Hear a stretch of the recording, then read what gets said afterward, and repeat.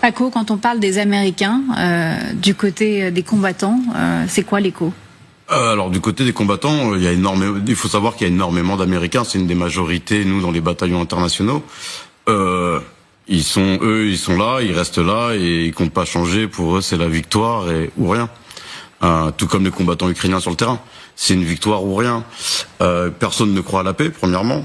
Personne n'y croit une seule seconde. Ils l'ont tous vu par la Crimée, donc ils n'y croient plus. Il y a beaucoup trop de morts. Ensuite, il y a cette comparaison-là qu'on fait souvent en Ukraine. Quand vous prenez un village aux Russes, on le reprend, vous voyez l'état dans lequel il est resté. Quand les Russes prennent un village ukrainien, il est toujours refait. C'est-à-dire que il va être détruit parce que c'est leur façon de faire. Ils détruisent tout sur leur passage. Donc ils bombardent, c'est détruit. Mais les Ukrainiens ont une rapidité pour reconstruire qui est impressionnante. Les services publics, franchement, ils méritent d'être soulignés. Ils sont d'une rapidité en électricité, en tout. La poste, tout fonctionne parfaitement dans ce pays. Et donc tous ces gens qui sont dans le Donbass, qui combattent, ne laisseront pas un espoir de paix en laissant leur terrain. Pourtant, il y a ce fameux plan Trump qui parle réellement du Donbass comme étant en fait un territoire qui serait donné aux Russes.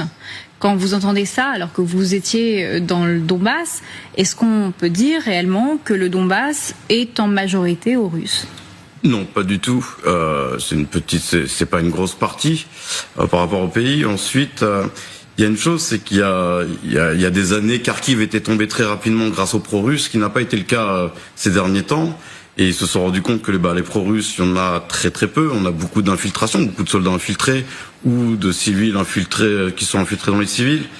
Mais nous, on le ressent pas comme ça. Et là, par rapport à 2023, on avait beaucoup moins de personnes qui regardaient un peu ce qu'on faisait, où on se méfiait énormément. On sent que là, les Ukrainiens, ils veulent leur liberté, ils veulent la conserver. Vous voulez dire que vous sentiez qu'il pouvait y avoir des trahisons ?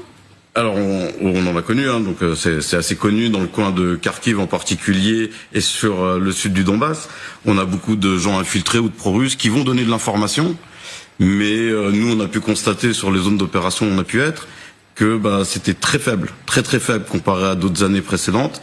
On s'est pas senti mis en danger. Nous, on a été malheureusement, là, ça arrivait très récemment, il y a quelques jours, notre zone de repos a été touchée. Mais jusque-là, nous, on n'a pas été ciblés. J'ai fait à peu près 4 ou 5 mois dans la même zone. On n'a jamais été ciblés directement. Or, autrefois, on était ciblés sur nos zones de repos. On voulait absolument nous avoir parce que l'information circulait par des pro-russes. Si jamais le gouvernement ukrainien, le président